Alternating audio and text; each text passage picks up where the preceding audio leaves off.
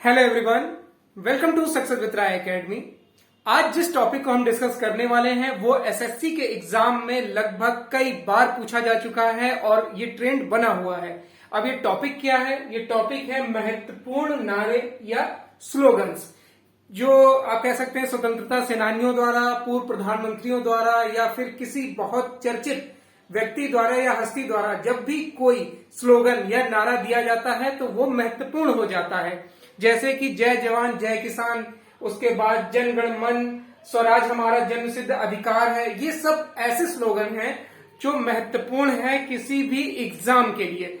अब इसमें क्या हुआ है कि ये जो हमने 25 आप कह सकते हैं स्लोगन लिए हैं, ये सिर्फ उन स्लोगन्स को लिया गया है जो एग्जाम में पूछे गए हैं, यानी कि प्रीवियस ईयर क्वेश्चन पेपर से इन्हें कलेक्ट किया गया है और आपके लिए प्रस्तुत किया जा रहा है।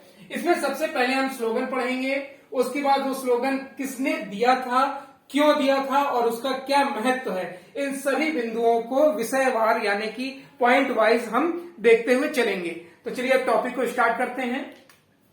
तो सबसे पहले जो हम नारा ले रहे हैं वो है जय जवान जय किसान। जय जवान जय किसान जो नारा दिया था वो दिया था लाल बहादुर शास्त्री ने। लाल बहादुर शास्त्री ने जो 1965 में भारत और पाकिस्तान का युद्ध हुआ था, उसमें आप कह सकते हैं कि मोटिवेट करने के लिए पूरी जनता को, किसानों को, सेना को मोटिवेट करने के लिए ये नारा दिया था, जय जवान जय किसान। और इस नारे को राष्ट्रीय नारा भी बोला जाता है, राष्ट्रीय स्लोगन इसे आप बोल सकते हैं। उसके बाद दूसरा नंबर है मारो फिरंगी को। मारो फिरंगी को, ये स्टेटमेंट दिया यानी ये नारा दिया था मंगल पांडे ने। आपको पता होगा मंगल पांडे ब्रिटिश सेना में थे, भारत के होते हुए भी, लेकिन एक जब कारतूस की एंट्री हुई ब्रिटिश सेना में तो उस कारतूस में बताया गया कि गाय की चर्बी लगी हुई है और उसे दांत से खींचकर सामने फेंकना होता था। तो उसको करने से मंगल पांडे ने मना किया और 1857 का विद्रोह की शुरुआत यहीं से होती है। बोला जाता है कि मंगल पांडे के जो आप कह सकते हैं कि आंदोलन था या फिर उन्होंने जो शुरुआत करी विरोध की, वहीं से 1857 की क्रांति का बिगुल फूंका गया। उसके बाद है तीसरा स्लोगन हमारा जय जगत। जय जगत दिया गया है विनोबा भावे द्वारा। जय जगत स्लोगन दिया गया है विनोबा भावे द्वारा। और ये जय जगत का मतलब क्यों दिया गया? अहिंसक और शोषण मुक्त समाज के लिए, जिसमें अहिंसा हो, हिंसा की कोई जगह ना हो, कोई किसी का शोषण ना कर सके, इसलिए जय जगत का नारा विनोबा भावे द्वारा दिया गया था। चौथा स्लोगन है हमारा कर मत दो, यानी कि टैक्स मत दो। ये स्टेटमेंट दिया था सरदार वल्लभ भाई पटेल ने। अब ये स्टेटमेंट सरदार वल्लभ भाई पटेल ने दिया था क्योंकि गुजरात का खेड़ा खंड, एक जगह थी खेड़ा खंड, जहां पर सूखा पड़ गया था, यानी कि अकाल पड़ गया था। उसके बाद क्या हुआ कि किसान जो है वो संगठित होकर ब्रिटिश गवर्नमेंट के पास, वहां का जो शासन था वहां पर गए और उन्होंने कहा कि इस वर्ष हम टैक्स देने की स्थिति में नहीं है, जिसको वहां की यानी कि ब्रिटिश गवर्नमेंट ने मानने से इनकार कर दिया और किसानों से बोला कि आपको टैक्स देना पड़ेगा। इसलिए ये कर मत दो का नारा दिया था सरदार वल्लभ भाई पटेल ने। पांचवा पॉइंट है हमारा संपूर्ण क्रांति।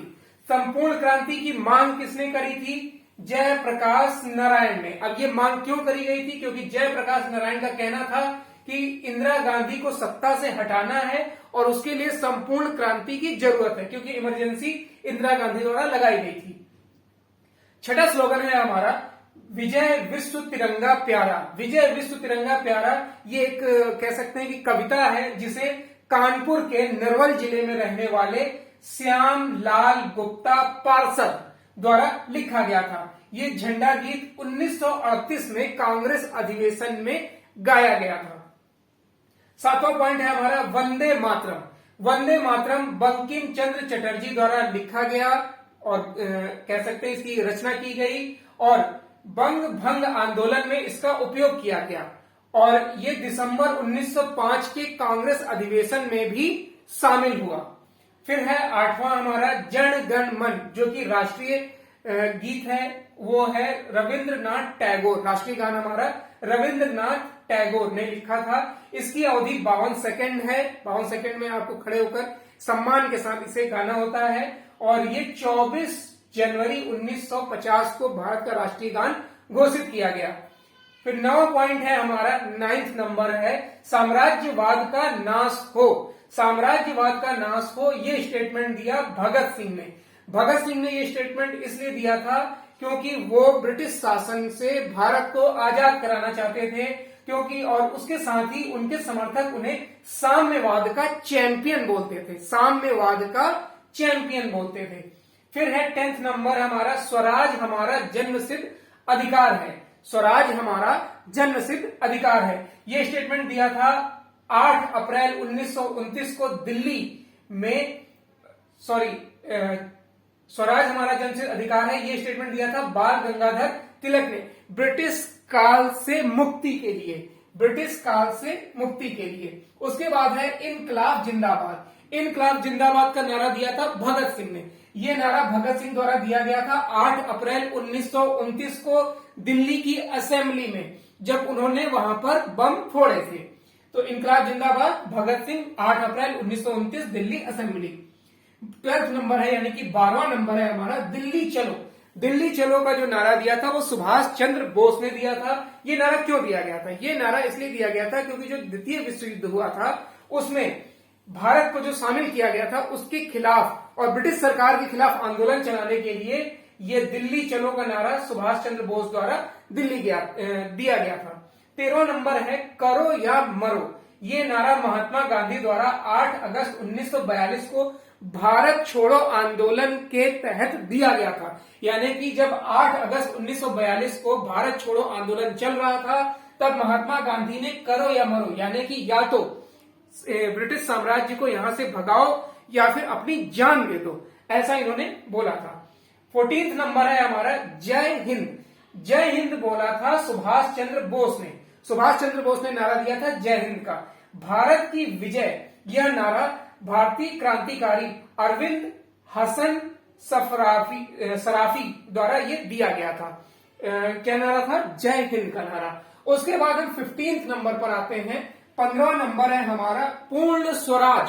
पूर्ण स्वराज की मांग करी थी जवाहरलाल नेहरू ने 19 दिसंबर 1929 को भारतीय राष्ट्रीय कांग्रेस के अधिवेशन में। फिर है 16th नंबर हमारा हिंदी हिंदू हिंदुस्तान। ये नारा दिया था भारतेंदु हरिश्चंद्र ने। उसके बाद है 17th नंबर। 17th नंबर है हमारा वेदों की ओर लौटो। वेदों की ओर लौटो, ये नारा दिया था दयानंद सरस्वती द्वारा। दयानंद सरस्वती ने दिया था क्योंकि वेदों की सर्वश्रेष्ठता को स्वीकार करने के लिए ही उन्होंने वेदों की ओर लौटो का नारा दिया था। 18वां पॉइंट है आराम हराम है।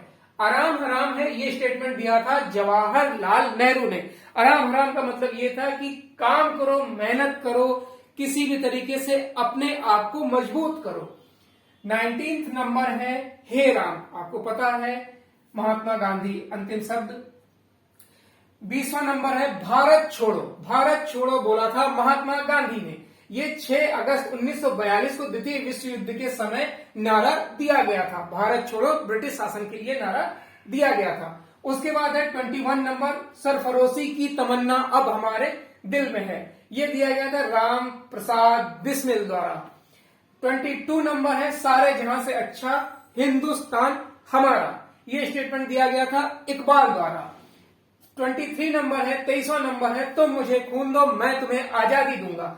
ये 1943 में आजाद हिंद फौज का जब गठन किया गया था उसके बाद 4 जुलाई 1944 को वर्मा पहुंचकर सुभाष चंद्र बोस ने ये नारा दिया था कि अगर तुम्हें आजादी चाहिए तो आप मुझे अपना सहयोग दें, अपना खून दें, मैं आपको आजादी दूंगा, यानी कि आप बलिदान के लिए तैयार रहें। उसके बाद 24th नंबर साइमन कमीशन वापस जाओ। ये स्टेटमेंट दिया था, यानी नारा दिया था लाला लाजपत राय ने। और ये साइमन कमीशन का गठन हुआ था 8 अप्रैल 1927 को, 8 अप्रैल 1927 को, जिसमें 7 ब्रिटिश सांसदों की एक समिति बनाई गई थी। उसके बाद है 25 number who lives if India dies. कौन रहेगा जब इंडिया रहेगा ही नहीं। ये स्टेटमेंट दिया था जवाहरलाल नेहरू ने, यानी कि ये नारा दिया था जवाहरलाल नेहरू ने। तो ये वो 25 महत्वपूर्ण नारे थे जो विगत 10 वर्षों में, पिछले 10 वर्षों में एसएससी के एग्जाम में पूछे गए हैं। तो ये आप इसे नोट जरूर करिए, क्लास की तरीके नोट करेंगे, याद करेंगे, रिवीजन करेंगे तो शायद आपका 1 नंबर पक्का हो जाएगा। आई होप आपको ये वीडियो अच्छा लगा होगा।